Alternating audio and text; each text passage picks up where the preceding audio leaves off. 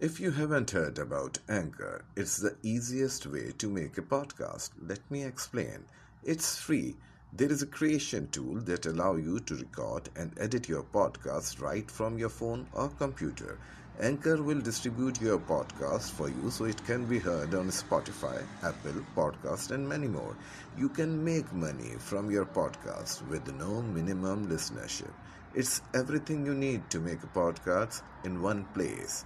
Download the free Anchor app or go to anchor.fm to get started.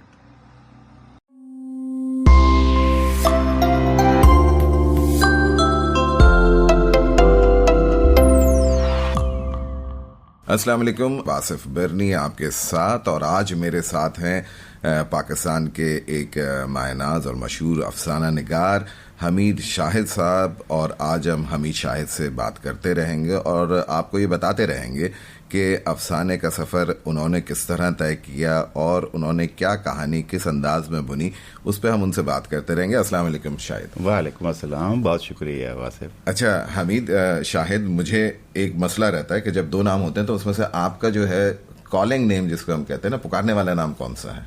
मुझे शाहिद कह देते हैं घर से बाहर। अच्छा। और बेगम के लिए मैं हमीद हूँ। अच्छा।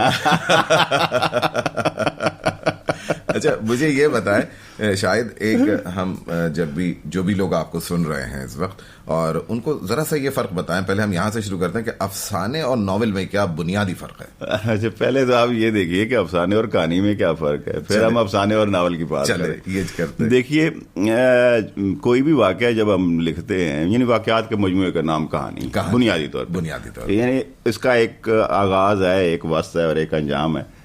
और वाकया क्या है? वाकया ये है कि एक मूवमेंट को आप कहते हैं कि ये वाकया हो गया, यानी एक नुक्ते से लेकर दूसरे नुक्ते तक आप मूव करते हैं। हाँ। तो एक वाकया हो गया। और इन वाकयात को आप इस तरह जोड़ते हैं कि उनका कोई एक जाके तनाज़ा उसके अंदर कायम होता है और वो रिजॉल्व होता है, तो आप कहते हैं कि जनाब ये एक कहानी बन गई। लेकिन अफसाना बनने के लिए ये ज़रूरी है, जिस तरह आप सात सुर होते हैं ना जी, सारे गामा पाधा नीसा, तो आप उसमें एक पलटा लगाते हैं कहीं ना कहीं। कहीं ना कहीं आप उसमें कुछ ना कुछ करते हैं, हुरूफ आम में कहते हैं ट्विस्ट देते हैं। तो उससे ये होता है कि वो उसके जो अंदर मानी है कुछ और बेदार हो जाते हैं। ठीक है ना? तो ये तो देखें, आपको एक साफ सुथरा कपड़ा नजर आता है ना, आप उसे दोनों किनारों से पकड़कर जब झाड़ते हैं तो उसमें से कुछ और बल भी निकलते हैं और उसमें कुछ धूल भी निकलती है। मैंने कारी से पूछा भाई अफसाने और नॉवेल का फर्क क्या है? उसने कहा दो फर्क है।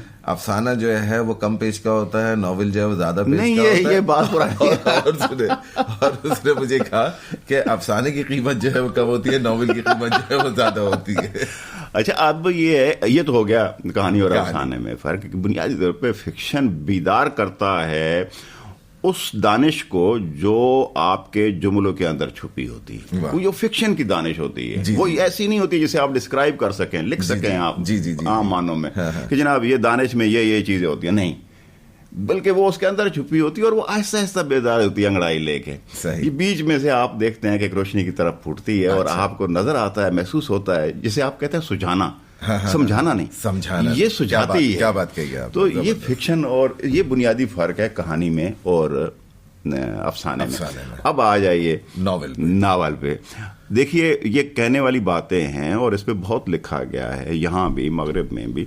पहले तो ये कहते थे जनाब ये इतने सफ़ात की हो तो ये कहानी है, इतने वक्त में पढ़ी जाए तो ये कहानी है, ये लेकिन ये सारी बातें फरसूदा हो चुकी जी। अब ये भी बात ऐसी कन्विंस करने वाली नहीं है या आपको उस पर यकीन नहीं आता, इसलिए कि हमने बहुत सारे ऐसे देख लिए हैं नावल जो इसकी जो है इस डेफिनेशन के अंदर या इसके अंदर नहीं आते कि जनाब ये जो है वो एक जिंदगी की काश होता है अफसाना और ये पूरी जिंदगी होती है। ऐसा नहीं। अच्छा। मैंने ऐसे नावल पढ़ रखे हैं जो सिर्फ एक दिन की रुदाद को उन्होंने किया। जिंदगी तो बहुत ज्यादा होती है ना, तो 365 दिन पे भी नहीं हो गए।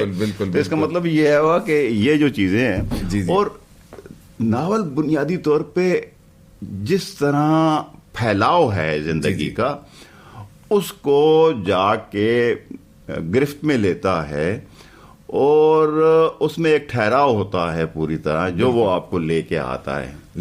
اور یہ اتنی آسان صنف نہیں ہے میری نظر میں. تو شاید افسانہ زیادہ مشکل صنف. ہاں اچھا میں اس لیے کہ آپ کو اس میں ذرا گنجائشیں زیادہ مل جاتی ہیں آپ کو اپنی بات کہنے کے لیے. آپ ٹھہر سکتے ہیں, آپ رک سکتے ہیں, آپ 2-4 صفحے بعد بھی اپنی بات کر سکتے ہیں. پہلے آپ منظر کو لکھتے ہیں, ٹائم کو اپنی گرپ میں لیتے ہیں, اسپیس کو اپنی گرپ میں لیتے ہیں, اور قاری کو اس جگہ پہ پہنچا دیتے ہیں کہ وہ اس سچویشن میں جیسے کھڑا ہے. ہاں ٹھیک ہے, اور یہی لکھنے کا فن ہے, یہی فن ہے. اچھا اب ہم تھوڑا سا آگے بڑھتے ہیں شاہد, اور میں یہ پوچھوں گا ضرور کہ بھائی پہلے تو اپنی ایجوکیشن کے بارے میں تھوڑا بتایا, آپ نے اردو ادب میں کیا کیا کیا؟ بھائی ایسا ہے کہ میں بنیادی طور پہ تو سائنس کا اسٹوڈنٹ رہا ہوں. شروع میں میٹرک کر لیا تو فیصل آباد یونیورسٹی سے ہمارے ایک دوست تھے, وہ آ گئے وہاں پہ, کہتے ہیں یار آپ ایگریکلچر میں کیوں نہیں جاتے یونیورسٹی میں؟ تو والد صاحب نے کہا یار یہ بھی اچھا آپشن ہے, آپ چلے. سوال کی طرف آؤں گا کہ بھائی اردو ادب میں کیا پڑھا؟ بھائی اسی کی طرف تو میں آ رہا ہوں. میٹرک تک اردو پڑھ لی تھی. اور اتنی پڑھ لی یعنی کہ اس کے بعد جو ہے آپ نے سائنس, پھر اس کے بعد ہمارے جو فیصل آباد یونیورسٹی میں یہ تھا کہ ایف ایس سی میں جب ہم جاتے تھے تو وہاں اردو سبجیکٹ نہیں تھا. اچھا, وہاں سارے سائنس کے سبجیکٹ. اچھا, اور میری اپنی ایجوکیشن جتنی بھی ہے وہ ہارٹیکلچر میں ہے. جی جی. اور ہارٹیکلچر پڑھنے تک میں جو پڑھتا رہا وہ سائنس ہی پڑھتا رہا. لیکن چونکہ گھر میں مجھے ایک عادت پڑ گئی تھی پڑھنے پڑھانے کی اردو, جی جی, سو وہ اس کے ساتھ میں وابستہ رہا. اچھا. اور وہ پڑھنے کی طرف چونکہ وابستہ رہا تھا تو میری جو پہلی کتاب ہے وہ میں اب اسٹوڈنٹ لائف میں آ گئی تھی 83 میں. 83 میں نے لکھ لی تھی, اور 84 یا 85 میں وہ چھپ گئی. شروعات جو ہے افسانے سے کی؟ نہیں, شروعات میں نے مختلف کی ہے. میں شروعات بھٹکتا ہوا افسانے کی طرف آیا ہوں. یعنی میں نے بہت ساری اصناف میں لکھا. میں نے شاعری کی, میں نے تاریخ پہ لکھا, سیرت النبی پہ میری کتاب موجود ہے, میں نے انشائیے لکھے. اور ان ساری چیزوں سے جھگڑنے کے بعد مجھے لگا کہ میں مطمئن نہیں ہوں. اندر سے ایک آپ کو ایک ہوتی ہے نا بے چینی, بے قلی. آپ لکھ لیا ہے, لکھنے کے بعد آپ جو آپ کو اطمینان ملنا چاہیے وہ آپ کو نصیب نہیں ہو رہا. تو پھر یوں ہے کہ میں افسانے کی طرف چلا گیا. اچھا, تو جو یہ ایسی محبوبہ ہے بھائی کہ اس نے آپ کو ایسا گرفت میں لیا ہے کہ آپ یہ چھوڑنے میں نہیں آ رہی ہے. اچھا مجھے یہ بتائیں کہ وہ ایک مثال ہے نا کہ پڑھی فارسی اور بیچا تیل. تو آپ نے پڑھی فارسی اور پھر آپ نے کافی قسم کے تیل بیچ دیے. پھر آپ کو یہ پتا چلا کہ افسانہ جو ہے اس میں آپ کا کمفرٹ زون ہے, یہ آپ کو پسند ہے افسانہ, آپ کے لیے لکھنا قدرے نسبتاً آپ کو اس میں سکون ملتا ہے. سکون بھی دیکھیں, جو لکھنا ہے نا, یہ لکھنا ایسا نہیں ہے جیسے کوئی آدمی کوئی چیز بناتا ہے اور بنا کے رکھ لیتا ہے اور خوش ہوتا ہے. مثلا آپ دیکھیں نا, کئی چیزیں آپ بناتے ہیں, یہ بالکل اندر سے آپ کو سرشار کرتا ہے. جی جی, یہ اور طرح کی چیز ہے. اچھا. سو یہ کریٹو جو پروسیس ہے اس کی خوبی یہی ہے کہ یہ آپ کو اندر سے سرشار کرتا ہے اور آپ اس کے اندر لیو کرتے ہیں. بالکل. اچھا مجھے یہ بتائیں کہ جیسے ہم کہتے ہیں نا کہ بالر بنتا ہے, وہ کہتا ہے جی میں عمران خان کو دیکھتا تھا تو مجھے بڑا یہ ہوتا تھا, انسپائر ہوتا, میں وسیم اکرم کو دیکھتا تھا, وقار یونس کو دیکھتا تھا. تو آپ نے کن کو پڑھا جس کے بعد آپ کو یہ لگا کہ افسانہ جو ہے وہ آپ کے لیے بہت بہتر ہو سکتا ہے؟ اچھا ایسا ہے کہ یہ بڑی میرے لیے مشکل ہوگا کہ میں یہ کہوں کہ میں نے فلاں کو پڑھ کے لکھنا شروع کیا. جی, واقعہ یہ ہے کہ میں چیزیں کچھ اور لکھتا رہا. مثلا پڑھتا رہا تو پڑھتا میں ہر ایک چیز رہا. سائنس کے سبجیکٹ چونکہ میرے تھے, تاریخ سے میری دلچسپی تھی, جی جی, ادب سے میری دلچسپی تھی, مذہب سے میری دلچسپی تھی, تو ساری چیزیں میں پڑھتا رہا. تفاسیر میں نے پڑھی, قرآن پاک سے گھر میں, چونکہ ابا جی ذرا مذہبی ہمارا گھرانہ تھا تو انہوں نے وہاں پڑھایا. ان کے پاس بہت ساری کتابیں آتی تھی تو وہ پڑھنا شروع کر دیا. تو میرے لیے ایسا نہیں ہے کہ میں شروع سے فکشن کی طرف چلا گیا ہوں. جی جی, بہت پڑھا ہے ارد گرد. جی جی, تو لہٰذا دوسری اصناف کی طرف چلا گیا. جی, افسانے کی چونکہ میں نے پڑھی ہوئی تھی چیزیں. جی جی, جس وقت میں افسانے کی طرف آیا ہوں تو اس وقت میں یہ نہیں کہہ سکتا کہ میں فلاں سے بہت زیادہ متاثر تھا اور فلاں طرح کا لکھنا چاہتا. ایسا نہیں ہے. جیسے یعنی میں نے سب سے پہلے تو یہ کہا کہ میں نے یہ مجھے اچھے لگتے ہیں لیکن میں ان کی طرح لکھنا نہیں ہے. مجھے یوں لگتا تھا کہ میرے لیے کوئی راستہ الگ ہے. بالکل. جیسے میں نے ایک شاعر سے پوچھا کہ بھئی آپ کو कौन से शायर पसंद है, उन्होंने कहा मुझे शायर नहीं पसंद, मुझे शेर पसंद वो किसी भी शायर का। बिल्कुल ऐसा ही तो ऐसा ही है कि जिस वक्त आप या मैं कोई भी अफसाना पढ़ते हैं, ठीक है ना, और वो अफसाना मैं अक्सर लोगों से कहता हूँ मुझे ये नहीं बताओ लिखा किसने, अगर वैसे ही पढ़वाओगे तो मैं एनोनिमस बताऊंगा कि ये कैसा है, और अगर मुझे ये पता होगा कि हमीद शाहिद ने लिखा है तो भाई फिर तो मैं कहूंगा कि बहुत अच्छा लिखा हुआ है। ठीक है, तो ये आपकी बात बिल्कुल सही है कि जो वक्त के हिसाब से जो चीज अच्छी लगती है वो अच्छी होगी। अच्छा, ऐसा है कि मुझे ये बड़ी खुश नसीब समझता हूं, मगर फिर भी मैं कहता हूं ना कि कोई एक होगा कि जिसको तुम कहते होगे कि भाई इसको सुन के जो है ना बड़ा अच्छा लगता है, इसको की तहरीरों में देखिए ये तो ये अलग है कि मुझे कौन कौन से लोगों के अफसाने ज़्यादा पसंद हैं या अच्छे लगते हैं।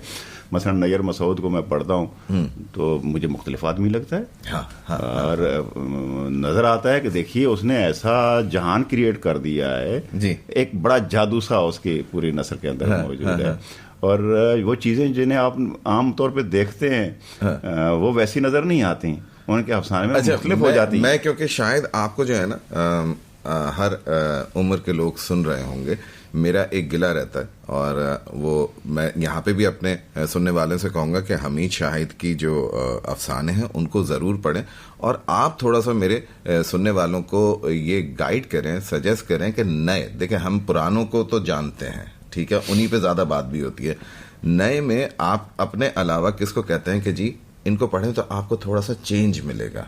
देखें जब तक हम अपने हम असरों की बात नहीं करेंगे, हम उनका थोड़ा सा तारुफ नहीं देंगे कि जी मेरे साथ ये, जैसे मैं हमेशा क्रिकेट या फिल्म की बात करूं तो मैं कहूं कि जी आज के दौर में लोग बात करेंगे कि भाई मेरे साथ इसने खेला, मेरे साथ इसने खेला, हर एक की मुख्तलिफ इसनाफ है। तो माशाल्लाह आपका जो अभी मैं उस पर आया नहीं हूं कि आपकी कुतुब की तरफ नहीं आया, मगर आपके साथ के हम असर लोग, जैसे मैं नासिर अब्बास नैयर को जानता हूँ, बेहतरीन नक़ाद है, ठीक है ना, आप ही की फील्ड का है, और अफसाने मैं भी बात करता हूँ। देखिए मैं कराची में बैठा हूँ आपके पास जी, और आपका मेहमान, तो पहले इन्हीं का जिक्र करूंगा ना जी जी। तो देखिए आसिफ फरही के कई अफसाने मुझे अच्छे लगते हैं, लेकिन आप उसका एक अफसाना बन के रहे, ये बन के रहेगा, ये है कि पाकिस्तान बना है और अब तक बन रहा है ऐसे लगता है, उसके ऊपर है, लेकिन उसमें एक बुजुर्ग आदमी का जो उस ख्वाब में मौजूद है और अभी तक उसका ख्वाब पूरा नहीं हो रहा, वो उसका अफसाना है, और ऐसा है कि आपको अंदर से हिला के रख देता है। बिल्कुल। मसलन आप एक यहाँ पे शख्स है, एक ख़याम,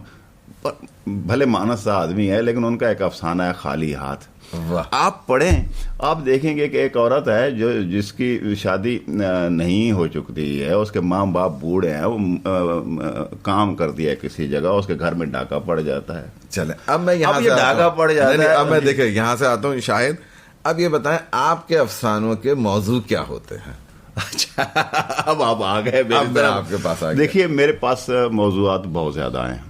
मसलन मेरे नाकदीन जो लिखने वाले हैं जी, मसलन मुझ पे अहमद इब्न कासमी ने कहा कि ये आदमी समाजी ज़िंदगी को इस तरह लिखता है कि वो एक अफसाना उनका पूरे एक हजार आदमी की नुमाइंदगी हो जाता है। ठीक, क्या बात है। मुझ पे जो मुमताज़ मुफ्ती ने जब लिखा तो उन्होंने ये कहा कि ये कहानी को इस तरह लिखते हैं कि उसके अंदर से कई रंग जो हैं वो धनक की तरफ फूट निकलते हैं। मुझ पे शम्स रहमान फारूकी ने जब बात की तो उन्होंने कहा कि हमीद शाहिद के हाँ ज़्यादातर मौज़ूआत सियासी हो जाते, सियासी समाजी हो जाते हैं, और वो उन मौज़ूआत की तरफ भी लिख लेते हैं जिनके बारे में आज का अफसाना निगार ये सोच रहा है कि इनके साथ क्या मामला किया जाए। अच्छा, ये जो आपने मुझे तमाम लोगों के नाम लिए, इतने बड़े नाम हैं और उनके अल्फाज मेरा ख्याल है आपके लिए किसी भी सनद से कम नहीं होंगे। ये तो बड़ी मोहब्बत है। आप देखिए इंतजार साहब ने एक दफा कहा के नए अफसाने की आबरू, ये एक 3 लफ्ज जो हैं मेरे लिए, मैं उन्हें अभी तक अपने सीने पे सजाए बैठा हूं, अनमोल लफ्ज है। और इंतजार हुसैन साहब के हैं तो फिर क्या बात है। आप खुद क्या सोचते हैं कि आप किन लोगों के बारे में लिखते हैं? देखिए मुझे यूं लगता है कि बहैसियत एक नोक है ना इंसान जैसे जी, एक फर्द के, जी जी, हमारी जिंदगी एक बिल्कुल ऐसे शदीद दुख के अंदर मुब्तला है जी کہ ہمیں اس سے نکلنے کی کوئی صورت نظر نہیں آ رہی. مجھے یوں لگتا ہے کہ یہ ہماری نو، جیسے آپ دیکھتے ہیں نا ایک وبا آتی ہے اور اس میں پتہ لگتا ہے کہ یہ اتنے پرندے مر گئے اور وہ فلاں نسل ختم ہو گئی.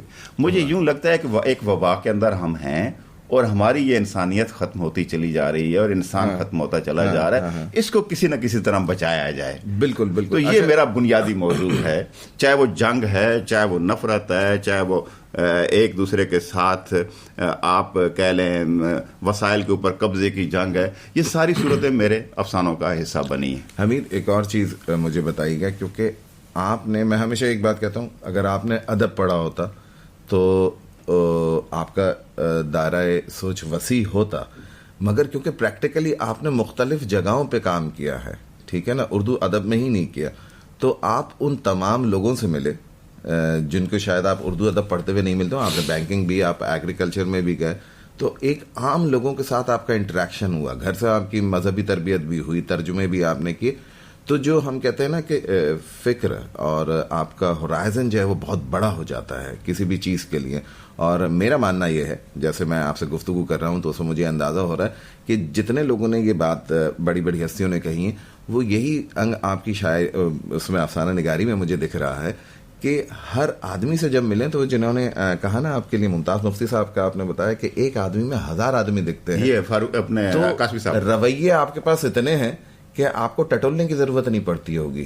جی جی ایسا ہی ہے. بالکل آپ نے درست کہا. اور مجھے میں اپنی خوش بختی سمجھتا ہوں کہ اتنے لوگوں سے میری ملاقاتیں رہی، اتنے ملکوں میں مجھے جانا پڑا اور کئی مختلف بین الاقوامی کانفرنسیں دیکھیں.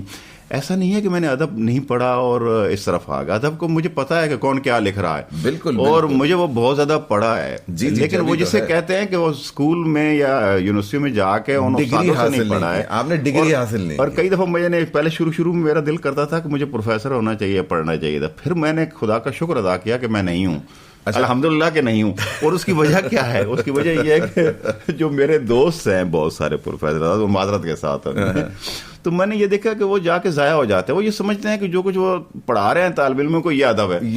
وہاں پہ وہ ایگزاسٹ ہو کے آ جاتے ہیں اور بعد میں پتہ چلتا ہے کہ وہ انہوں نے تو کچھ لکھا ہی نہیں ہے. اچھا، اب لکھنے سے یاد آیا، کتنی کتابیں لکھ چکے ہیں بھائی؟ میرے افسانوں کے جو 4 مجموعے آئے، پھر اس کے بعد ناول آیا، پھر میری تنقید کی 4-5 کتابیں ہیں، پھر تراجم ہیں، پھر اس طرح مختلف موضوعات پہ، سیرت پہ ایک آدھ کتاب شاعری کی، نظموں کی ہے. تو اس طرح آپ کہہ لیجئے کوئی 20-22 کتابیں کوئی بن جاتی ہیں ملا کے. جی. اچھا، تو کل ملا کے 20-22 کتابوں کے آپ خالق ہیں. خالق تو اللہ میاں ہے، ہم مخلوق ہیں. یعنی کہ ان کتابوں کو آپ نے اللہ کی مرضی سے ترتیب دیا. اچھا، مجھے یہ بتائیے، اس میں سے آپ اپنی کون سی ایک کتاب کو کہیں گے کہ یہ کتاب جو ہے نا بھائی تم سب پڑھ لو؟ میں یہ کہوں گا کہ اگر افسانوں کی آپ کہتے ہیں تو مرغزار آدمی، ویسے تو خیر دوسری بھی کہہ سکتے ہیں، لیکن ایک آپ مرغزار، اور اگر ناول میں کہیں گے تو مٹی آدم کھاتی ہے، اور تنقید میں کہیں گے تو اردو افسانہ صورت و معنی. واہ. اچھا، اب یہ بتائیں، یہ جب ہم لوگ اچھے کام کر لیتے ہیں تو حکومت کچھ جو ہے نا ایوارڈ وغیرہ دیتی ہے، تو کچھ ملا 20-22 کتابیں کافی ہوتی ہیں. یہ حالانکہ یہ ایوارڈ تو یہی ہوتا ہے جو آپ کو، جو آپ کے لکھنے والے ہیں، جو آپ کے ہم اثر ہیں، یا جو آپ سے سینئر لکھنے میں پڑھا اور ان کی وجہ سے ہم ادب کی طرف آئے، اگر وہ آپ کی تعریف کر دیں تو کافی ہوتا ہے یہ ایوارڈ. لیکن حکومت پاکستان کی طرف سے بھی مجھے تمغہ امتیاز اس سال ملا. حکومت پاکستان کی طرف سے بھی مجھے تمغہ امتیاز اس سال ملا. ٹھیک ہے، چلیں، زبردست. اچھا، مجھے یہ بتائیں، اب آپ کو اتنے لوگ سن رہے ہیں، ہماری نئی نسل بھی سن رہی ہوگی، اس کے لیے کوئی پیغام کہ ہماری اردو زبان کے لیے اگر آپ دینا چاہیں، یا اپنی طرف سے ہماری نئی نسل کو پیغام دینا چاہیں کہ اردو جو ہے ہماری قومی زبان ہے اور اس پہ ماشاءاللہ بہت دیکھیں یار، یہ تو بات سمجھنے والی ہے. اور یہ جو اردو زبان ہے یہ بڑی محبت کی زبان ہے، بڑی میٹھی زبان ہے، اور اپنی زبان سے محبت پہلی بات تو یہ ہے کہ اسے کرنی چاہیے. اور آپ کو اگر آپ نہیں کریں گے، میں اسلام آباد سے آیا ہوں، اور آپ وہاں دیکھیں کہ وہاں اکھاڑ کے انہوں نے لگا دیے تھے ایسے پلانٹس کہ ملبری کے، کہ وہ ان میں سے پولن کی وجہ سے ہر آدمی بیمار پھرتا ہے. اچھا، دوسری زبانیں اپنی زمین پہ اگا دینے سے اسی طرح ہی آپ پریشان رہیں. ارے واہ. اپنی زمین میں آپ کی جڑیں ہوں گی, اپنی زبان کے ساتھ آپ لیو کریں گے تو جو آپ کے اندر شگوفے ہیں وہ پھوٹیں گے. سو اس کے ساتھ رہیے, محبت اس سے کیجیے, پڑھیے اردو اور اردو لکھیے. زندہ باد. چلیں حمید شاہی صاحب, بہت بہت شکریہ آپ کی تشریف آوری کا, آپ کے ساتھ بات کر کے, انٹریکشن کر کے, اور میرا خیال ہے سننے والوں کو بھی سن کے بہت مزہ آ رہا ہوگا. شکریہ. بہت محبت.